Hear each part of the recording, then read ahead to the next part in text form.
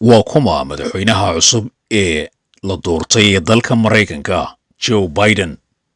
Magaciisa rasmiga ah Joe Biden waa Joseph Robinta Biden Jr.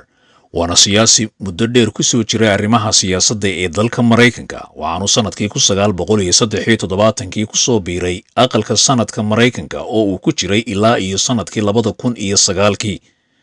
Joe Biden waa siyaasi ka soo jeeda deegaanka Delaware inkastoo ku dhashay gobolka Pennsylvania sanadkii 1942. waa 77 jir ay 3 sano uga dhiman tahay inuu noqdo 80 jir. waxaanu noqonayaa madaxweynihii ugu daada weynaa ee abid madaxweyne ka noqda dalka Mareykanka.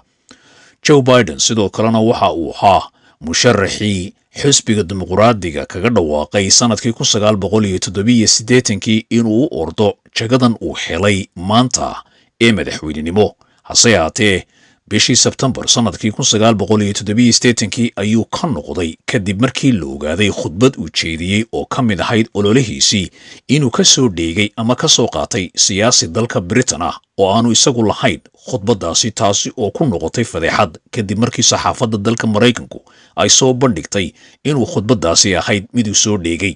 taawgeedna uu dib uga noqday hankiisii ahaa inuu madaxweyne u ordo sanadkii 1987 si uu u noqdo sanadkii 1988 doorashadii uu ku guulaysto madaxtinimada. hase yaatee ilaa intii ka dambeysay waxa uu ahaa siyaasi ku jiray aqalka sanadka ee dalka Mareykanka oo si weyn uga muuqda, laguna tilmaamay inuu ahaa nin inta badan ku dhegan aragtiyo badan oo kaga duwanaa xubnihii sanadka. waxaanu si weyn uga soo horjeeday xukuumaddii apartheidka, xukuumaddii South Africa ee caddaanka ahayd ee iyadu ku dhaqmaysay midab kala sooca. waxaanu sidoo kale u dhaqdhaqaaqa xuquuqda dadka laga tirada badan yahay oo ay ku jiraan dadka madowga iyo dadka Isbaaniga ah ee dalka Mareykanka.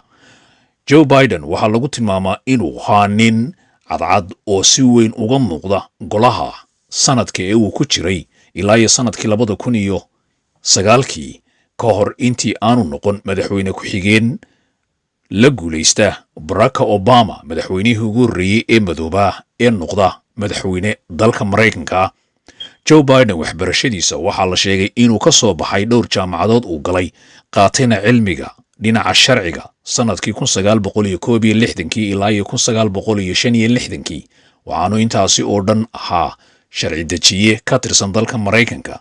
waxaana uu noqday marka la eego ku dhowaad 40 sannadood ka bacdi hankii uu lahaa inuu madaxweyne noqdo sanadkii 1988 inuu haatan noqday muddo ka badan 30 sano inuu noqdo madaxweyne isagoo haatanna jooga da'aadu weyn. Joe Biden waxaa la filayaa inuu wax weyn ka bedelo siyaasaddii Donald Trump ee xidhxidhnayd ee uu ku baabiiyey sharciyo badan iyo heshiisyo badan oo dalka Mareykanku galay. waxaana la filayaa qodobada ugu waaweyn ee dhinaca dunida muslimka inay noqoto inuu degdeg uga qaado xayiraaddii Donald Trump uu saaray dadka muslimiinta ah inay soo galaan dalka Mareykanka. Donald Trump ayaa isagu weli doorashadan aan ogolayn, balse waxaa la sheegay in uu helay codka lagu noqdo madaxtinimada ee loo yaqaan Electoral College 290, halka Donald Trumpna uu helay 214, taasi oo ka dhigaysa inuu noqdo madaxweynaha la doortay sugi doonana bisha January ee sanadka nagu soo socda ee 2021 in loo dhaariyo madaxtinimada dalka Mareykanka. Joe Biden madaxweyne ku-xigeenkiisu waa Kamala Harris oo ah asal ahaan mid aabaheed ka soo jeeday Jamaica, hooyadeedna dalka India. waana haweeneydii ugu horreysay ee madaxweynenimo ama madaxweyne ku-xigeen loo doorto. Joe Biden wuxuu noqonayaa madaxweynihii 46aad ee dalka Mareykanka.